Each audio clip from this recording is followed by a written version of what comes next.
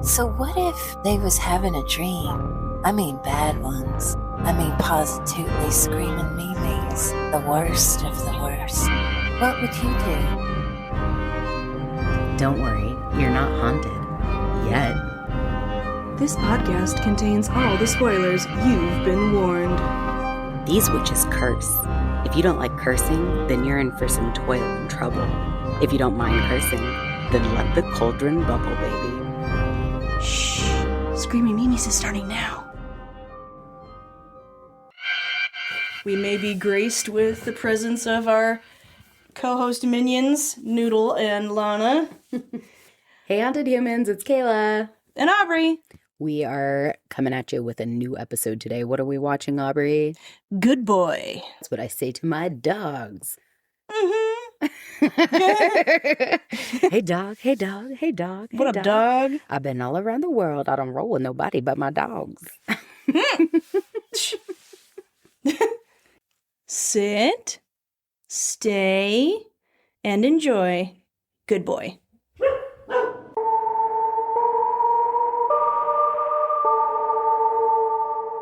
Good Boy opens on a dark and rainy night with a dog lying in a moonbeam, sleeping at his owner's feet on the couch. He wakes up to a phone buzzing near his face. He immediately starts looking around the room for something. Static on the TV crackles as the phone continues buzzing in the background. The camera pans around, and we see the silhouette of the owner on the other end of the couch, blurry.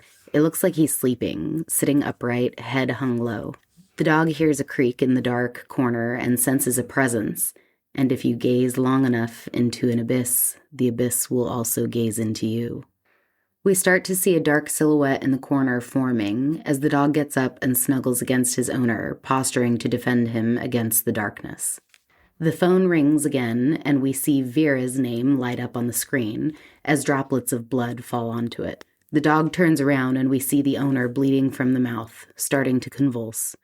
The door opens, and we meet Vera, who chastises Todd for not picking up, and then springs into action to help him. She calls for an ambulance as the dog's eyes bounce between Todd and the dark corner. Oh, sweet dog. What a cutie. Looks like some sort of Aussie. I guess we probably should have looked up on Does the Dog Die if the dog dies, but I guess for this movie... It's a creepy way to sleep. That is a creepy way to sleep. Whoa. Darkness. I believe the dog doesn't die. On second thought, I don't think Noodle should watch this show. Yeah, that's actually probably smart. Why is that person sleeping like that? I can't. Oh, blood. They're not sleeping. Oh. OD'd? Oh, that poor pup. Poor doggo. We see an absolutely adorable and bittersweet collection of videos of the puppy named Indy growing up and going on grand adventures with his owner, Todd. Oh my goodness, what a baby! Oh, the puppies. Can't pet the dog. Can't pet the dog. Can't pet all them dogs. That's like pretty much me at work all the time. Can I pet your dog? Except I don't ask, I just pet them because I work at a vet clinic. I gotta do whatever I want. I'm gonna pet him. If I'm gonna thermometer him, I'm gonna pet him first. Alright, I gotta look up what he is, because he looks like some sort of Aussie to me. Nova Scotia Duck Tolling Retriever. I haven't heard of that one before. No, yep, that is exactly what he is. So he has some sort of medical condition. Wow, pretty. Yeah. My goodness, what a cutie. So, the dog's name is Indy, in real life and in the movie.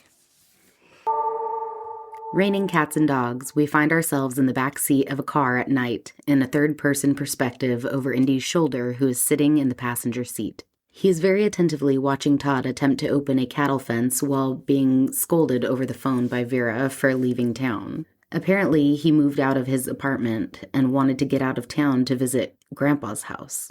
Todd asks Vera where Grandpa hid the key, as Indy hears a scream behind him. Looking through the rear window, Indy sees a dark shadow person standing there, watching him. They said it. Good boy.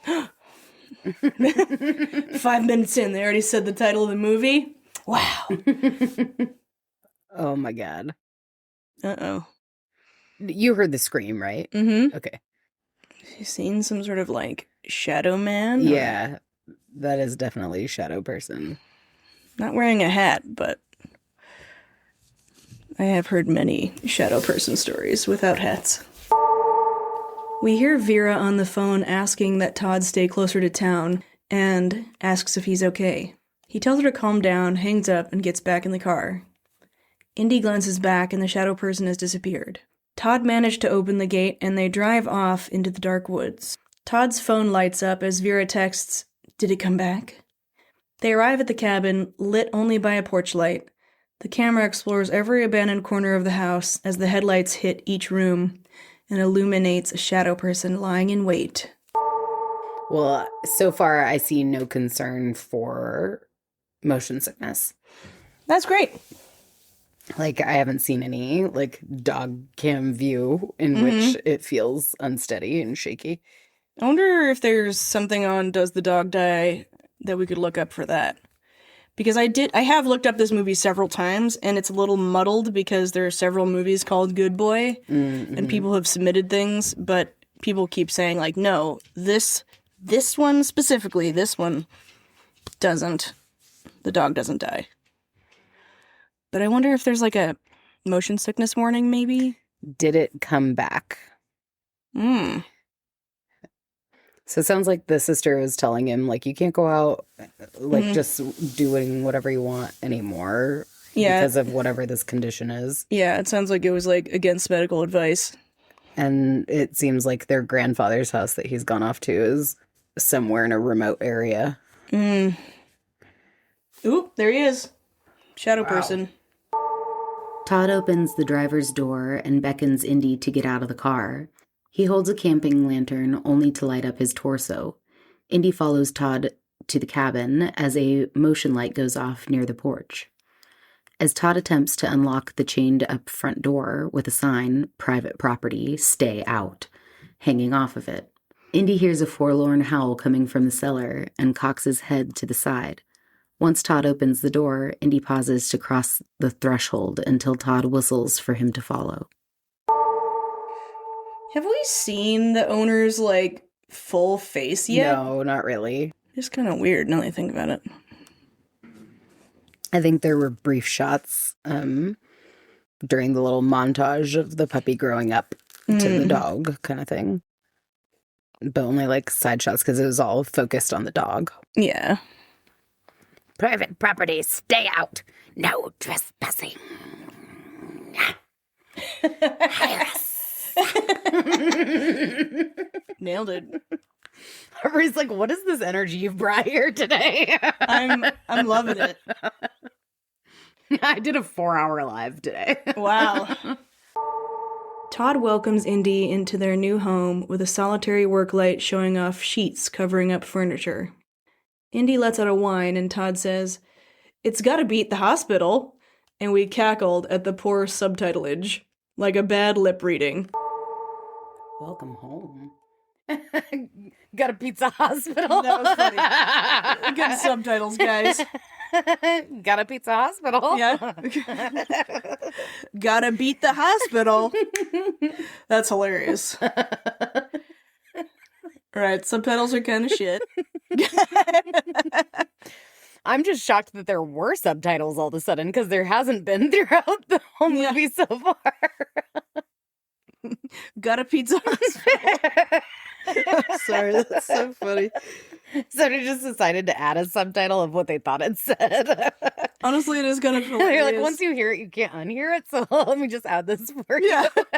Let me just insert this mind virus for you, too. The work light fizzles out, and Todd tells Indy to stay there. Todd heads down to the basement as Indy is frozen in darkness and then decides to explore his new digs. He walks toward a window, hoping the lightning brightens up the space. Indy looks in every dark space around it, and we are startled to see a fox illuminated in a flash right next to Indy's face. Unfazed by the jump scare, he hears Todd wince in pain in the basement as he fiddles with the fuse box. Todd flips the right breaker, and a light turns on above Indy at the top of the basement stairs. As Todd climbs the stairs, he complains about how bad it smells down there, and that he's grateful he doesn't have Indy's nose. Creepy. What? It's like a fox, taxidermied fox or something. And he's like not interested in it at all? Seems weird. Seems like he's concerned about other things. He's like a ghost service dog. He's just alerting when there's ghosts around. Shadow people. I was gonna say, I'm surprised that the people all don't just sound like rah rah rah rah rah food. You know, like, like random words that walk, like rah, rah, rah. You know what I mean? Like Charlie Brown. Yeah. We are watching some home videos of Todd's grandpa as he chats on the phone with Vera. She asks Todd how long he was planning this move, and Todd retorts, "What plan? I just needed to get out." Vera busts his balls that the family house is a great place to relax. He says it isn't how he remembered it, and Vera chimes in, "Creepier?" Todd explains that you would think a house in the woods would be peaceful, but is cut off by a dog barking in the video, and Vera asking, "Is that Indy?" Todd explains that the barks are from Bandit, Grandpa's old dog on the home video. He says that most of Grandpa's dogs ran away, but Todd can't shit in peace without Indy. Todd says he looked happy. Vera is not surprised that Grandpa would put on a happy face while rotting away on the inside. We see Bandit barking once again on the TV, and Indy rushes forward to sniff and greet him. Indy peers around the TV to a dark corner in the hallway, seeing nothing. Looking through Indy's eyes, we can see half of the TV with Bandit on the screen and a dark corner in the other half. Lightning illuminates the corner, and we see a shadow person peering around the doorway. At the same moment, Bandit appears to react to the lightning and look alert towards the camera.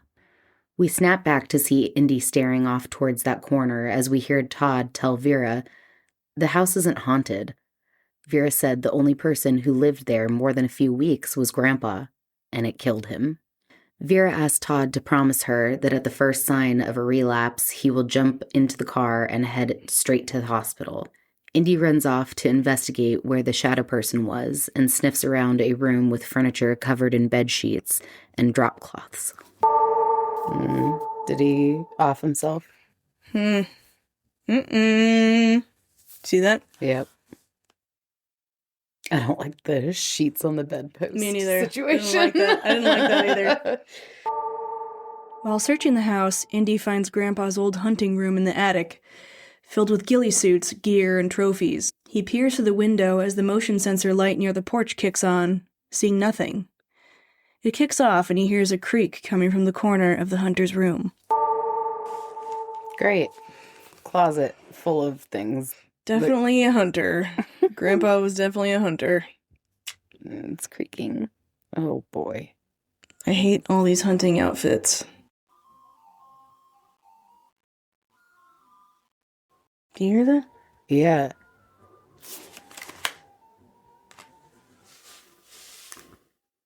Oh, the ice cream man is in, It really is an ice cream truck. Okay.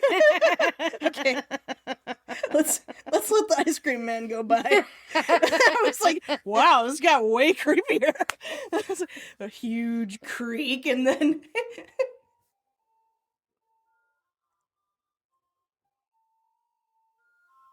what tune is this? I don't recognize this.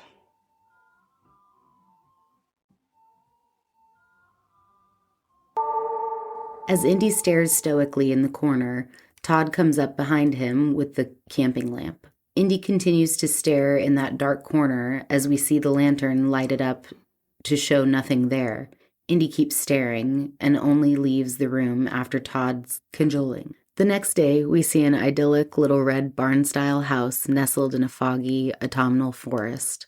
Indy and Todd go for a jog in the woods to a family cemetery. This dog is very quiet. Mm-hmm. No whimpers, no barking. I know Lana and Noodle would have been barking at that well before. Gizmo would be whining incessantly. Mm-hmm. Pretty. Mm-hmm. I wonder where this is. Could be here. It could be. Spooky. Walking into the spooky woods. Foggy in the fall, Graveyard. traipsing by the gravestones. The fog settling on the stones. Once they enter the graveyard, Indy whines, and Todd agrees that it's creepy that all of his family is buried there. He adds that they all died pretty young, too. Todd tells Indy to sit and stay near a log as Todd posts up to take a leak. Indy peeks inside the hollowed-out log and looks back towards Todd to see that he's disappeared. Being the good boy that he is, he remains there, as Todd told him to stay. Behind Indy, we see a dark figure approaching. Indy looks nervously around as he hears a small whistle behind him. He turns to see a man wearing a ghillie suit giving him a little jump scare. He says, "Hey, boy!" And Indy is immediately relieved to find that he is a real person, not a shadow person, and greets him. Off-screen, Todd says, excuse me? The hunter says that they should be careful because it's fox hunting season and he has plenty of traps set up around these parts. Todd recognizes him as Mr. Downs.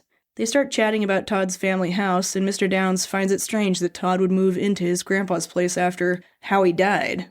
Mr. Downs offers his generator and his help anytime as he lives nearby. Indy looks deeper into the dark, hollowed-out log, seeing a pile of animal bones and some beady little eyes glinting back at him. Mr. Downs also says that they never found Grandpa's dog Bandit. Oh, now he whines. So, all died pretty young. Great. Good thing you returned. Where'd he go? Oh, Shadow Man in the back. Oh, that's a hunter. Oh, no. Spooky.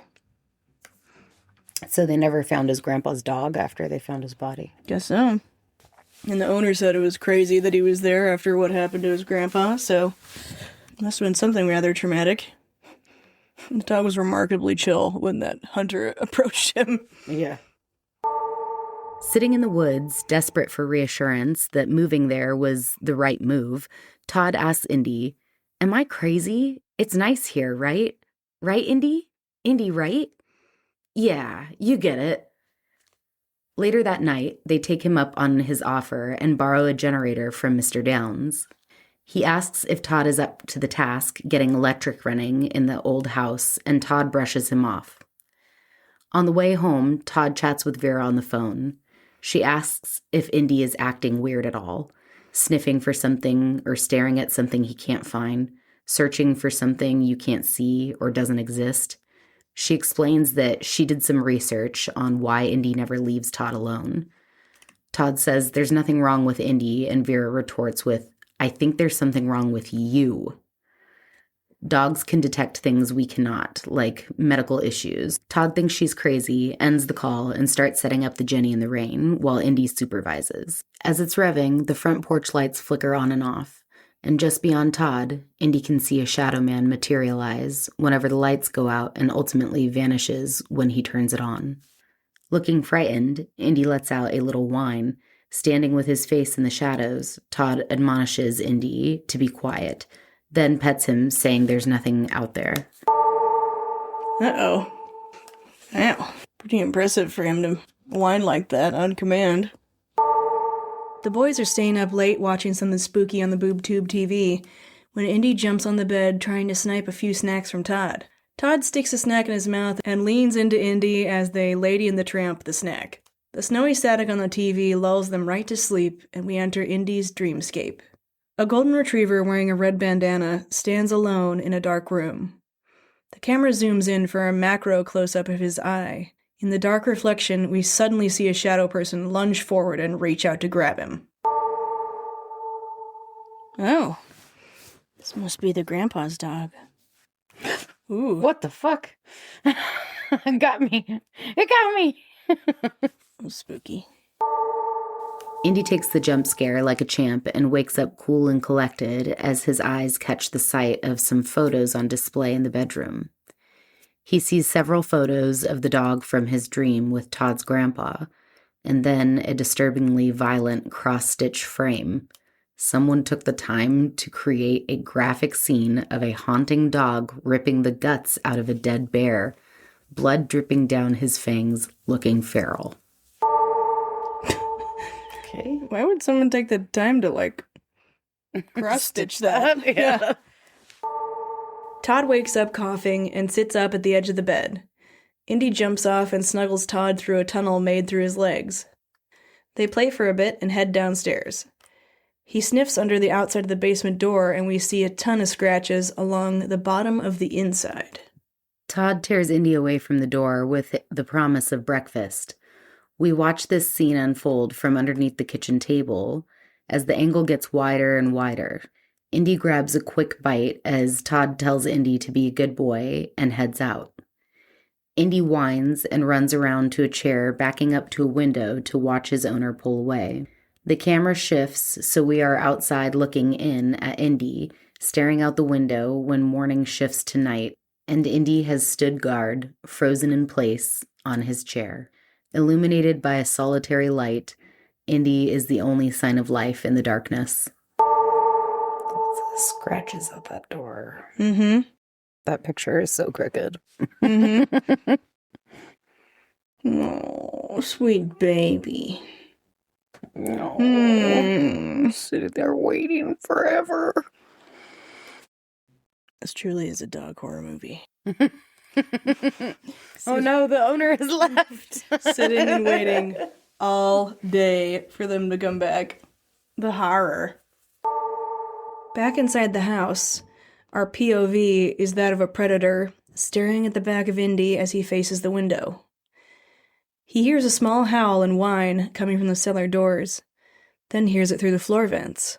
And then the camera shifts across the room and we see Bandit, the golden retriever ghost. The ghost dog leads Indy up the dimly lit stairs and disappears. Indy catches a scent underneath an armoire and sees a red bandana pushed to the back. He crawls under to sniff the bandana, and the camera zooms in on his eyes. Indy sees a vision of the red bandana falling from the ceiling. Then he sees Bandit looking at his owner standing in the doorway of the basement. The vision glitches, and Bandit is replaced by Indy. As his owner disappears into the darkness of the basement, long, shadowy fingers creep to grasp the frame of the door. A muddy hand reaches for him from the darkness, and the bandana splats on the floor, covered in blood. Whatever that was, didn't like it. What? God, that thing behind him. The bird. Yeah, the bird. It's all weird. Ghost dog. Well, at least he's asking him to go upstairs instead of in the basement. Oh no, he's gonna get stuck like Noodle did under the couch last night and freak out. This dog has sight. Indy frantically escapes from underneath the armoire, hears a noise, and peers around the corner toward the staircase. We see a shadow slowly stomp its way upstairs as Indy pieces out and hides under the bed. He backs himself up to the wall and faces the direction of the stomping. Terrified, Indy watches the shadow continue its slow march up the stairs, and a hand reaches around the corner and pulls Todd into frame. Raspy and out of breath, Todd sits on the bed and turns on the TV. Indy is elated that it's Todd and scrambles from under the bed to give him kisses. Todd tells him, "Not now, buddy," as he collapses on the bed.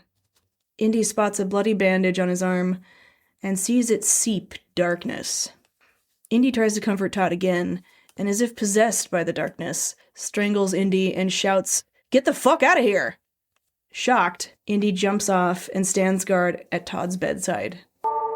Don't move. Don't move. Just stay still. He's been home alone all day. You're not even gonna greet him? Like, take him out. Like, Right? You're not even gonna take him out? What are you stomping up the stairs like a freaking zombie for? looks like he had a treatment or something. Guess so. Oh. Indy's fallen asleep and takes us along in his dream. In the fog, he follows a scent from the garage out towards the cemetery in the autumnal woods. Banshees shrieking in the distance really set the mood as a shadow person approaches him. Uh-oh. Okay. Thought it was going to be a dog shaky cam for a second. It's a little shaky. Yeah. It's dream sequency. I think if we focus on the dog, we will be fine. Uh-oh. Indy wakes in the middle of the night and peers through the darkness back to the doorway to the landing. He sees some muddy footprints leading out of the room and down the stairs. He hears some quiet thuds and looks down. Amongst the darkness downstairs appears to be even darker masses moving around. Indy lets out some quiet growls and boofs, like a woof, but a scared woof. Indy braves the stairs and startles at the sudden appearance of Todd walking across the room towards the basement door. He starts slamming his head repeatedly on it, splattering the door in his blood. Indy breaks Todd's trance with a whine and a little kiss on the hand. He tells Indy to stay as he opens the basement door to briefly investigate. Is that dirt trail or blood trail? Dirt trail. I don't know. Is it that darkness there? Oh, must have been. It's back. Jesus fucking Christ. Oh. Why? Why always? Every fucking movie. No, he's just bashing his head on the door. What? Bro. I mean, my first question is, why would you even open that door? And my second question is, he just opened it, peeked in the darkness for 1 second, and then closed it? What? For what? What was the purpose of that? Mm-hmm. In the bright light of day, we see many game hunting trophies, a basement door dripping in blood, and a lot of empty beer cans strewn across the kitchen counter. On TV, Todd's grandpa sits upon a plaid armchair and appears to have made his last will and testament on VHS. He generously bequeaths his taxidermy to his vegan daughter and gives a little maniacal giggle. Grandpa then gives everything else to Todd. 6 generations, one family have lived in this place and died. Indy glances at Todd as he coughs, looking frail and out of focus as Grandpa continues. Guess I'm next. I never should have come here. Later that day, Todd is on speaker with Vera, and we're watching him in third person behind Indy. Vera wants to invite herself over, and Todd doesn't take kindly to her hovering. Vera insists that she cares and just wants to check up on him, but Todd is hellbent on burning this bridge because he's sick of being treated like a patient. Meanwhile, Indy hears a howl behind him and turns to look at the camera. He starts sniffing around the room until he hears a bark down the hall. Following it, while Todd continues his fight on the phone, Indy hears a howl and slowly watches the door to the garage creak open. Despite being scared, he soldiers on into the Hoarder's Paradise-style garage until he finds Grandpa's plaid armchair. So it looks like he's been doing a lot of drinking. Mm-hmm. Uh-oh. That was Grandpa's chair, wasn't it? Jesus, what does he have? TB? Ooh. Yikes. Staring at the chair, the lights flicker and Indy sees another vision from the point of view of Bandit. On a dark and stormy night, Bandit keeps watch over Grandpa, who has a coughing fit in his chair. Bandit whines, worried as his ear twitches, and we see a muddy hand reaching out and crawling up the stairs.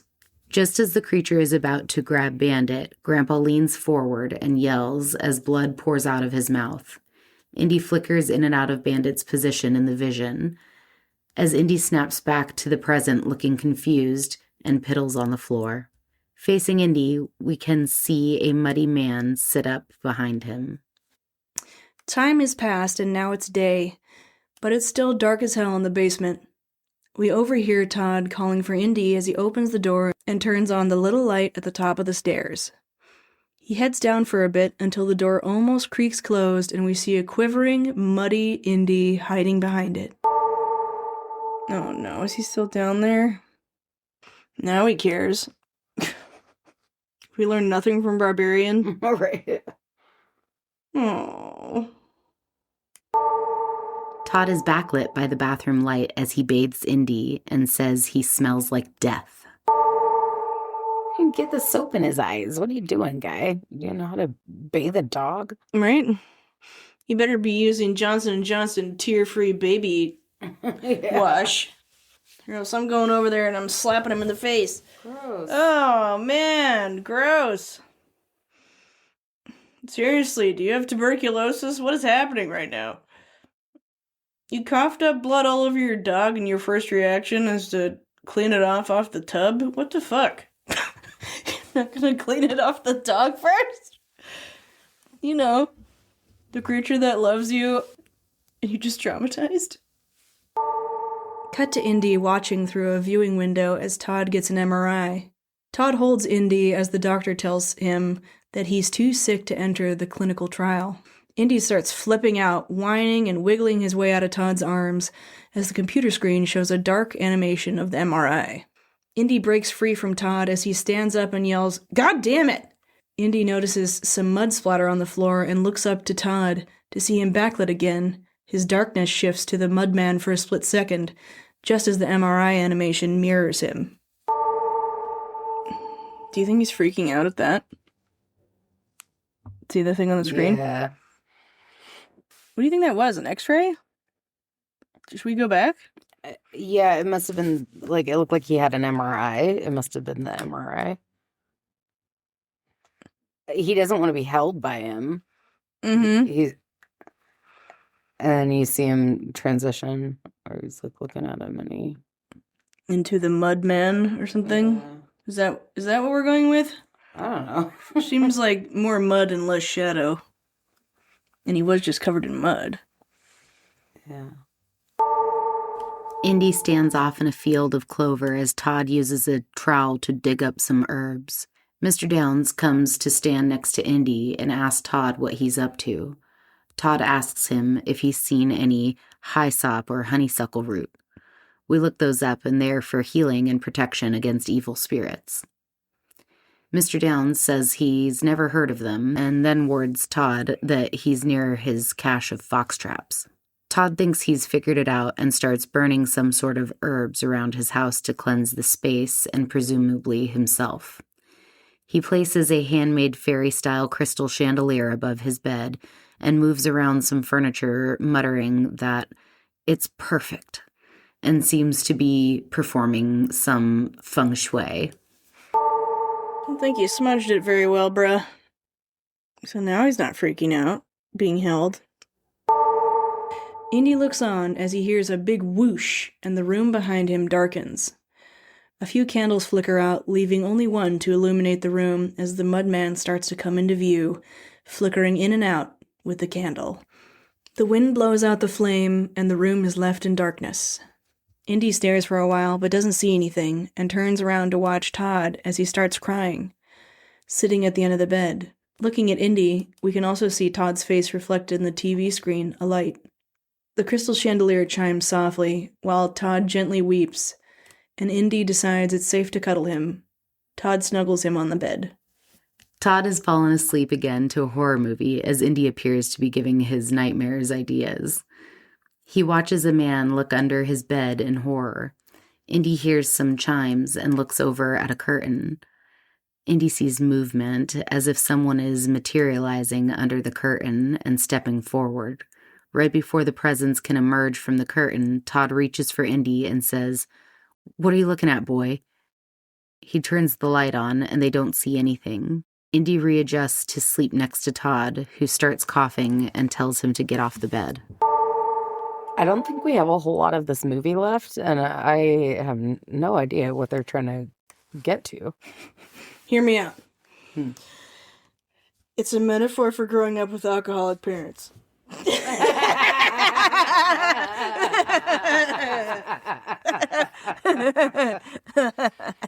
Gotcha, weapons. Gotcha. Not that subject is funny, but the fact that that's all that movie was about apparently is... Oh, love that. That's horrific. That's one of those things that will haunt me. Yeah. Creepy paper. Why not? Why is snuggling not allowed? Indy lays on the floor, backed up to the bed, staring into the dark room at the landing. Suddenly, a dark pair of legs crosses the room and goes downstairs. Indy gives chase and starts sniffing around downstairs. He's interrupted by a purple light coming from the basement. He peers down the basement stairs, afraid to go down there. The purple light flashes occasionally, with the camera slowly zooming in, just enough for us to see what looks like Todd falling down the stairs. In between each flash, he hears a whistle. Suddenly, the Todd figure scrambles up the stairs straight towards Indy. No, I know I saw something. Mm-hmm. Maybe just my dogs bark so much that I find this hard to believe that the dog has not barked a single time. I know, he's never barking. Uh-oh. What the fuck? Looked like he had fallen down the stairs. Yeah, fuck that. No, you didn't. No, you did not hear that no, whistle. you didn't hear it. Oh, Jesus fucking Christ, that one really got me. Yeah. Ow, I hurt myself flinching. Oh, no. This dog has some bad dreams. Yeah, right? Poor I guy. guess, what if this movie is all just like what they think dogs are dreaming about all the time when we're like... No! Indy wakes in a cold sweat. The TV is giving off the only light around. He calms down, realizing he had a bad dream, and from under the bed, a hand grabs him and pulls him under. Indy grumbles a bit and then finds himself cuddled with Todd, gurgling on the floor. They hear some ethereal groans and see a shadow person walk by the doorway. Todd says, "Hello?" Indy low growls as Todd tries to comfort him by petting him. A few strokes later, Todd's hand is changed to the mud and pets Indy's head. Indy flips out and bites his hand, now normal looking. Todd gets up and walks to the landing room, telling Indy to stay in the bedroom. Why is he hiding under the bed? He fell out of the bed, it looks like. Oh. What? So he is seeing something. Which makes sense, because why else would he be smudging the house? Yeah. Oh, gross. Our point of view shifts to atop the armoire, looking down on Todd. He looks at his bloodied hand and notices some droplets of mud falling from above. A muddy hand comes down from the corner of our eye and grabs the top of the armoire, posturing to pounce on Todd. Todd falls onto the ground, and the door between the bedroom and the landing slams in Indy's face, trapping him, separating him from Todd. For the first time, we actually see Indy lose it. In a panic, he barks and whines at the door, only to be greeted by silence on the other side. A cool gust of wind blows in, directing Indy's attention to an open window. Okay. He takes his chances and jumps out the second-floor window into a bush in the front yard. The motion sensor light pops on, and he runs off, barking towards the neighbor's house. Sprinting in the dark, he pauses when he hears a noise. Seeing the neighbor's porch light so close, he decides to charge that last distance and gets caught in one of the fox traps. Indy starts to lose consciousness as he keeps pulling the trap tighter and tighter around his neck, as a dark figure comes into view. It's always the armoire.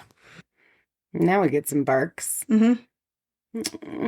Poor dog. He's just a baby. With his baby barks. Don't do it, Indy. Jeez. Ouch. So you going to get the neighbor? I'm trying to. Something like that.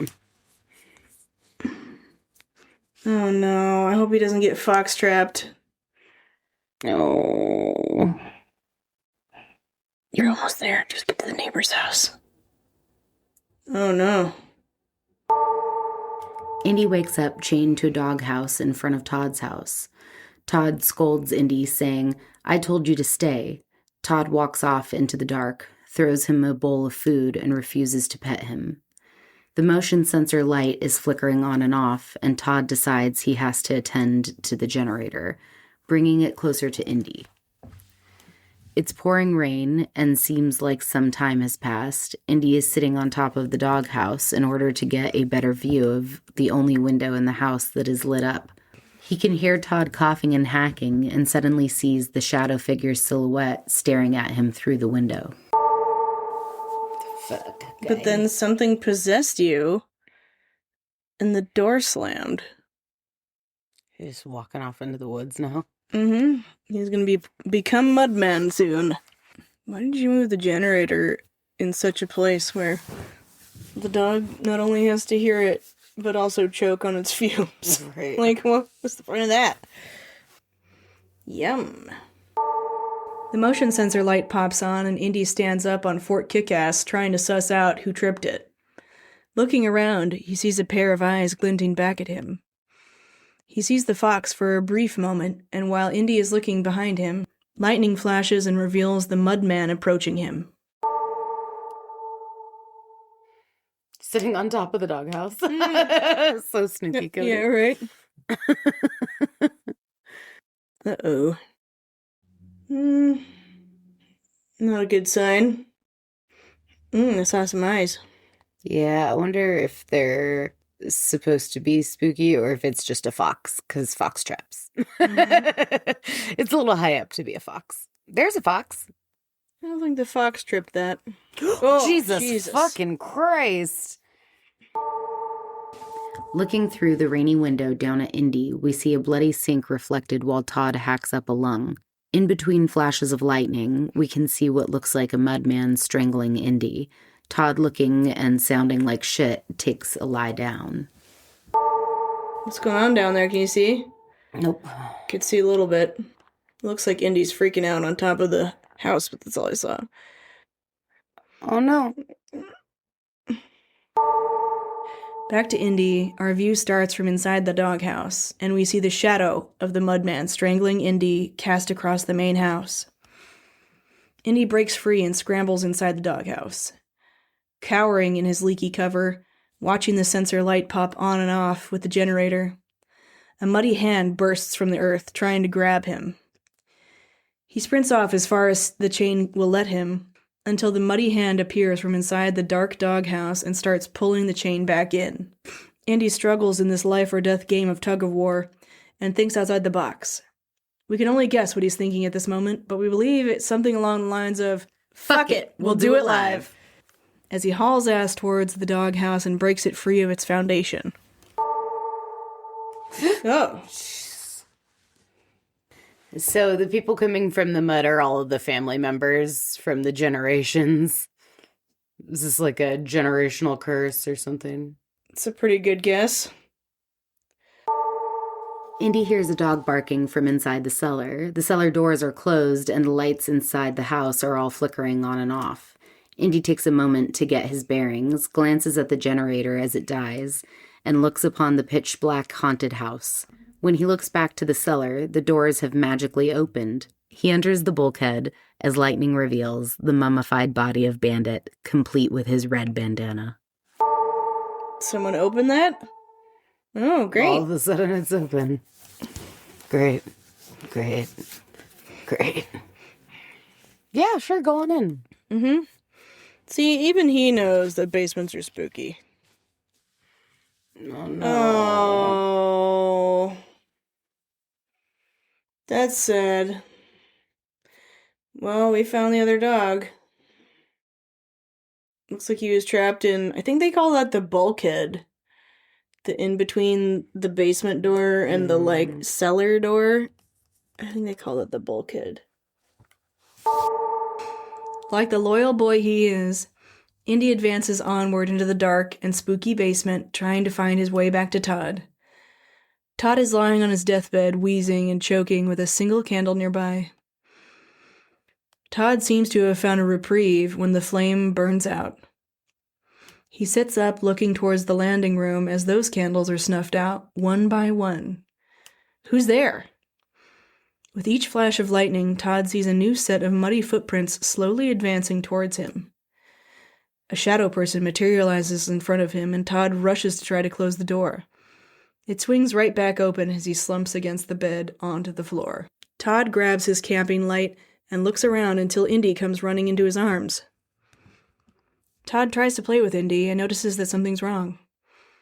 For the first time in the entire movie, we get a clear, well-lit look at Todd's face. Indy jumps on the bed and curls up near the head of it. Todd pulls the camping lamp up and sees his dead body lying there. He drops the camping lamp, which highlights a few empty bottles on the floor from an apparent OD. Todd's phone lights up as Vera calls, and Todd looks at his hands, wondering what he's done. Before he has a chance to process the gravity of this, he feels a chain around his neck, and lightning reveals the Mudman is pulling him away on a choke chain.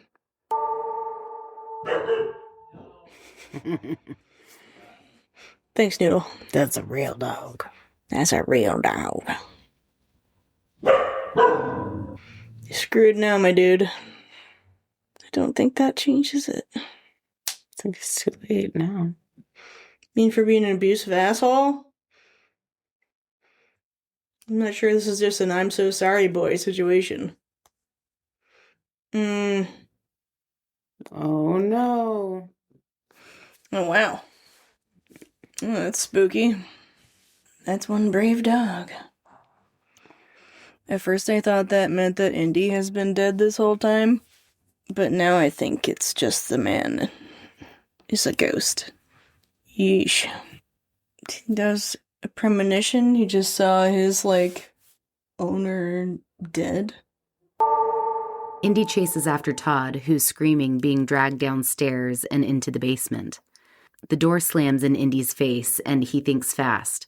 He jumps through a window onto the porch and runs to the cellar doors right before they close behind him. Indy finds a rather organic-looking stone hut down there and hears Todd screaming from inside. Without hesitation, Indy runs right after him. We're too scared to follow and wait for what feels like forever for Indy to reemerge, dragging Todd in tow. Todd is frozen on the ground. Indy, completely covered in mud, sees the door opposite this stone hut open as the mudman approaches. Indy whines as a transference takes place between the mudman and Todd. Todd becomes more and more muddified as the mudman himself starts fading away. Todd becomes the mudman and tells Indy he's a good dog, but he has to stay here. A macro reflection in Indy's eyes revealed Todd as the mudman, and his face melts away, a la Indiana Jones and Raiders of the Lost Ark, until he is but a muddy skeleton, being pulled back into the stone hut. Indy is stuck between a rock and a hard place, between the closed basement door and the cellar door, hoping he doesn't die the exact same way Bandit did. The next day, Vera opens the cellar door and is shocked at the sight of Bandit's body. Vera doesn't dare go down the stairs, and Indy shows himself when he hears her sob. Vera asks Indy to come with her, and he hears a whistle coming from the stone. He hesitates for a bit, and then runs up the stairs to leave with Vera. The credits roll as Indy hangs his head out of Vera's car, looking somber, but also pretty relieved to get the fuck out of that house. I hope that sister comes. I wonder, okay, this might be a stretch, but, the owner is going through this treatment. It seems like there's some sort of disease, whether it be cancerous or what have you.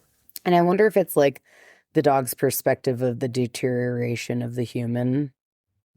Yeah. I was wondering that too, if it's just him seeing the disease. Yeah.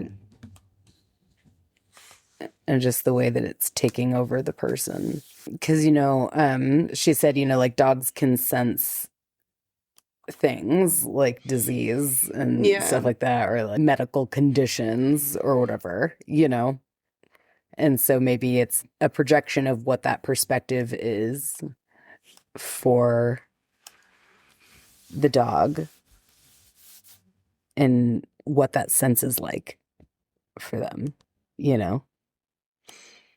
Yeah. The end part was sad. Yeah, it punched you in the feels. Did you hear that he heard the whistle at the end? Yeah. It was just sad that he didn't want to leave. Yeah.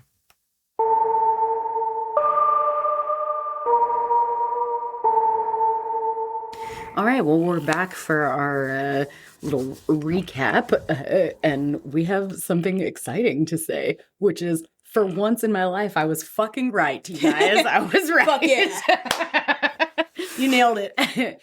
Y'all just heard it, but I guessed it, right at the very end of the movie. I was just like, hear me out. Maybe it's a long shot, but it's not a long shot. That's exactly what this fucking movie was trying to do. Mm-hmm.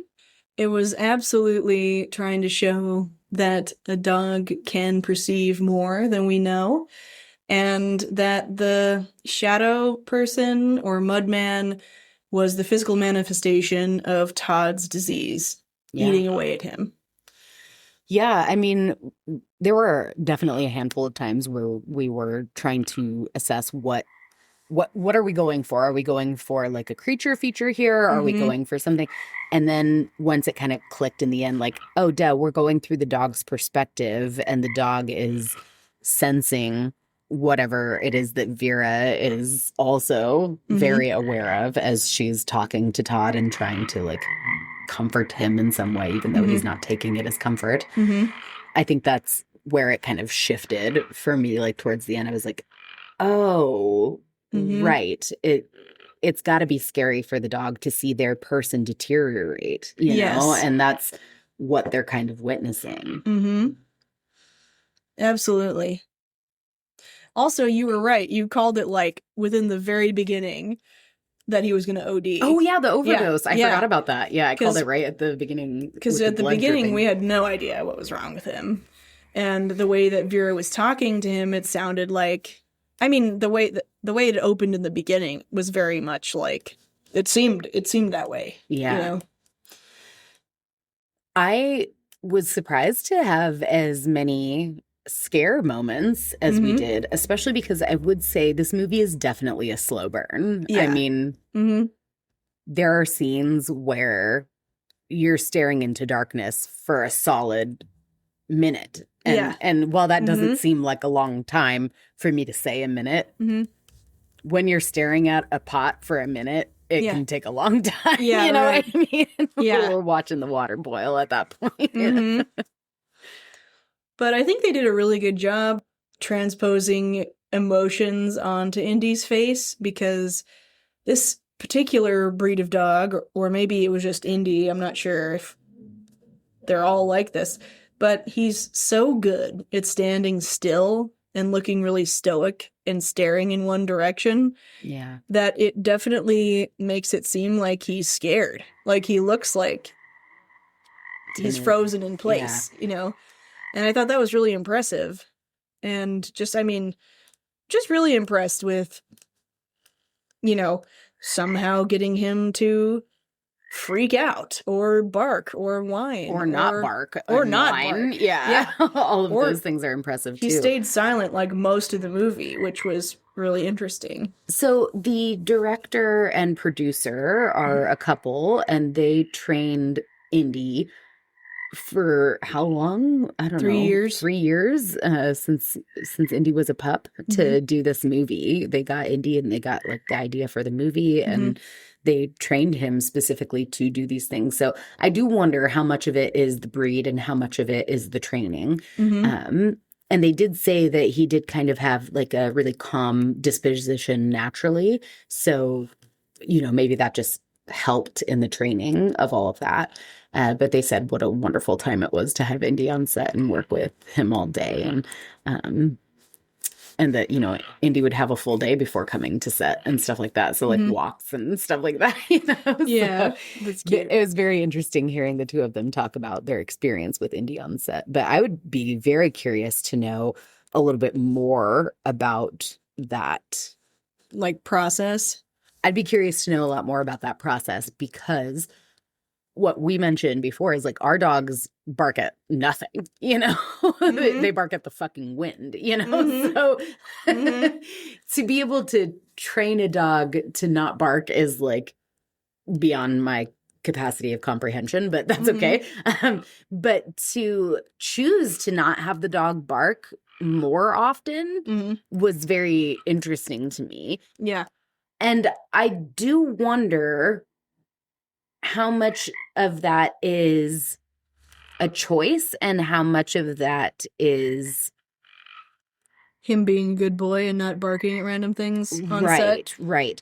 Because part of it for me, it took me out of it, right? Like it took me out of the reality of the situation of like, well, there can't be really something going on here because the dog is not barking, you know? We all know the dogs pick up on stuff, right? That's the whole point. So like, why is the dog not reacting, right? Yeah. But then again, the reactions are more to be next to Todd's side, right? And so if it is like the dog is not necessarily scared of a monster, but is sensing that deterioration or whatever, they are going to go to the side versus going to go bark at a window, you know, or whatever else. So I wonder how much of that was choice as for what the actual story was trying to tell. Yeah. That makes sense. On the flip side, I would say, how many times do we watch a horror movie and the person doesn't scream? Yeah, You know that what I mean? too. Yeah. So, like, I think they might have been trying to emulate that, is that some people are just, it's such a terrifying thing they're witnessing that they can't even scream. Yeah. You know? So I think maybe they're going for that, you know, in a charitable interpretation. That's how I interpret it. And on the flip side, then we have Noodle seeing the haunting of Hill House and like screaming and running away. Yep. You know? So, you know, My poor boy. to each dog its own, you know? Yep. We thought we would invite Lana and Noodle in on this movie, but we had a bit of a situation the last time that we thought Noodle could handle watching a movie with us. Yeah, we watched Haunting of Hill House. We were rewatching it for the 100th time. And there's this particular part where Nellie's having a nightmare, or at least she thinks she's having a nightmare. Well, I believe she thinks she's seeing a ghost, but her dad is trying to convince her that it's a nightmare, and he's talking about how they have a little spill, that thing. And in the middle of him trying to comfort her, his face just elongates and his eyes darken. Yeah, it was horrifying. And Noodle just happened to be watching it at that point, and he was intensely watching too. He was like really locked in on that face. And then once the dad's face transitioned, he like freaked out. He audibly jump scared. Like he flinched. And then he ran away and hid. Like, poor boy. I felt so bad. We all felt bad. We're like, oh no. Yeah. So we decided that maybe we shouldn't let Noodle see the scariest of the scary movies these days. Yeah. Especially a movie from the point of view of a dog. I feel like that might have sent him over the edge. So, Lana, however, she can always hang. She just snores her way through it. There were a handful of things that were sad about this movie. Obviously, Bandit is a big part of that. And finding Bandit being trapped in the bulkhead was really heartbreaking. And I know that Indy wanting to stay behind at the end like really got you emotionally. What actually got me more emotionally was the ending of that being the overdose of like he was in so much pain and couldn't get the health care that he needed. Like they wouldn't accept him into this like trial for this medicine because he was too far along or whatever. And yeah, it just is so aggravating. And then I feel like right now I'm also dealing with not being able to get certain health care that I'm trying to get, you know, and I'm sure a lot of people are dealing with that, you know. And it was so heartbreaking to see that this person, like, could not see a way out of the pain and, like, physical ailment and had to take their own life because of their lack of access to care. It's, like, really awful. Yeah. Welcome to America. It's like so fucked up how relatable that is, you know? Yeah. Like, I totally get where you're coming from. That was super sad. Just to be clear, I'm not trying to like off myself because I can't get a breast reduction, but like, but I mean, there are definitely things out there that people are struggling with that. I mean, it makes so much sense. I mean, imagine that what he's dealing with is depression and it's not like a lung disease or whatever it is that he's going through, which I guess you looked it up, right? It's like some sort of lung disease. Yeah, the director described it as some terminal lung disease. He didn't specifically name it. Yeah. But even if he was going through depression or, you know, bipolar disorder or anything like that where he didn't feel in control, you know, and not being able to get medicated for that, like I could definitely see how that puts somebody in a position where they go, how long could I continue on like this, you know? And what really made it even more sad was him telling Indy, like, you can't stay. Like, you can't come with me. You got to stay here, you know? And and him trying to lock Indy out of the room, you know, and stuff like that. Like, it's just sad for Indy. Yeah. It was really sad. And I thought at the end he was going to stay there and rot away the same way that Bandit did. Yeah. But I was really glad to see that he went with Vera. Yeah. Because, you know what? He's a good boy. And he deserves to have a good life. Yeah. What do you think Vera does with that property? Probably burns it. Yeah. Yeah. I think she would burn it and then... How many generations was it? Like 6 generations that lived and died there? Yeah. Burn it. Yeah. She clearly was no fan of that place, so... Yeah. Well. Screamies? I don't know, like 3.5? Generous. 3? And like, it, you know, it had its moments. It did. It did have its moments. I wouldn't say it was like terribly scary. No, but we definitely both jumped at the same points a lot, and you don't jump usually at the jump. I think I did like, yeah, you at did some point. At like 3 of the different parts that we jumped together. We were like, Jesus. you know? Yeah, so that's unusual for me. Yeah, that's not typical.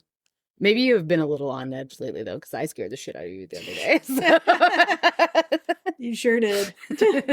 Oh my God, that was so funny. We'll have to post that video. That'd be great. Yeah, I think I'd say like a 3. What would you say for Screamies? I was gonna give it 2.5. Yeah. Yeah. So me being lower than you on the scale is concerning to me. I'm like, do I need to reassess how scary that was? No, I think they did a good job, you know, really putting you in his paws, if you will. Yeah. And they did build the tension really well with like going through the iris, like looking through the eye kind of thing. That was spooky. I enjoyed that. Yeah, they did a good job of like really illustrating to you that you were going through a vision that Indy is having. I thought that was cool. Like the cinematography was really cool. Yeah. I would probably put the Memies at like 3, I guess. I don't think it necessarily needed a whole lot more story. No, yeah. I would say like I'd probably give it a solid 4 on the Memies. I think the story is what I really appreciated about it. Even though like for a good portion of it we were trying to understand like what are they going for exactly. I think ultimately like coming around to what this was representing, I really enjoyed that. Yeah. It's very brand new for a movie, I feel like, for a horror movie to go through that perspective like that. Yeah, I thought it was really cool. They did a good job. Yeah, I don't know. I haven't seen anything else that is like that, where it's through the perspective of an animal or where you're kind of on an outside looking in kind of situation. I'm not sure, but I really enjoyed having something a little fresh to not know where it was going a little bit in that sense. Yeah, without feeling like let down by it. Like we weren't sure where it was going, but we weren't also like, oh my God, come on, where's this going? You know? Yeah, right. It wasn't like super predictable. Yeah. Even though like we kind of figured out somewhat early on that like we had guessed that this was probably a manifestation of his disease. Yeah. But that didn't really like lessen it. It wasn't like when we found out, you know, in certain movies what was going on, we're like, oh, this is what this is about? Like, come on. Like, get out of here. I would love to see Indy act again. Yeah. And I do think that would be great. The powers that be should allow him to be nominated for an Academy Award for Best Actor. Yeah, is that something that they're talking about? They put like a little a blurb on a little tweet out about it, like, this is Indy throwing his hat into the ring for being included for Best Actor. That's so cute. And that was really cute. I mean, really good dog acting, that's for sure. I mean, excellent. Just really great. Like, I know some people complain that the story was, like, really basic. I thought there was I don't think it needed to be convoluted, though. No, I thought it was like, it was deep enough and not like, if it was much more, it would be like, well, how would the dog know that? You know what I mean? And it would make it less Like, relatable. Right. Like, I felt like the story that they did include was enough that the dog could understand it and perceive it. You know what I mean? Yeah. And I thought that was great. You Yeah. know? Doesn't need to have all these extra layers. I agree. Yeah. Well done. Yeah. Good Great job. Good boys. Good boys. Good boy and girl. Well, thanks for watching, fam. We'll catch y'all next time. Catch you later. Catch. I see what you did there.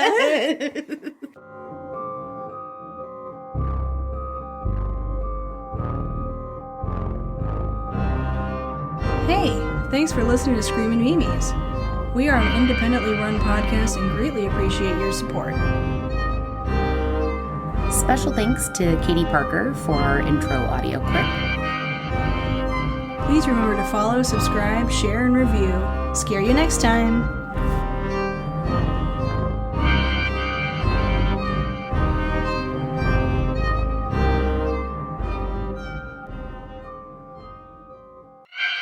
When he looks back to the cellar, the doors have magically opened.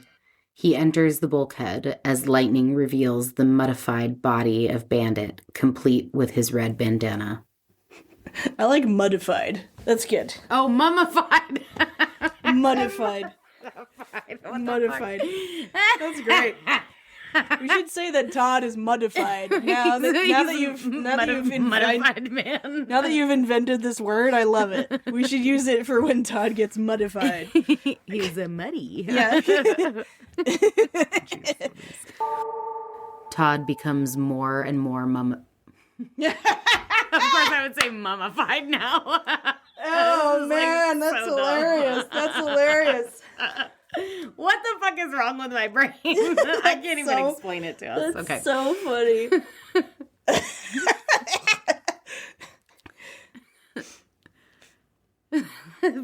Mummified.